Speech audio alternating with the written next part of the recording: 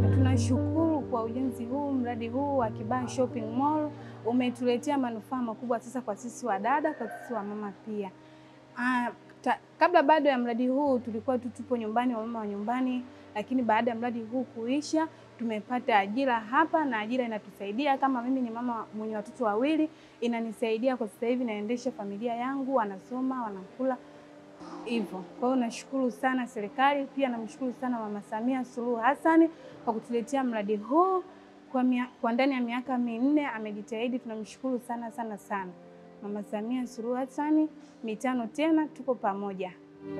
Uwepo wa soko hili ni fursa kwetu sisi vijana ambao hapo awali tulikuwa tu majumbani, lakini tangu soko hili limeanza tumepata fursa na tunajipatia kipato ambacho tunaweza kujikizi katika mahitaji yetu madogo madogo.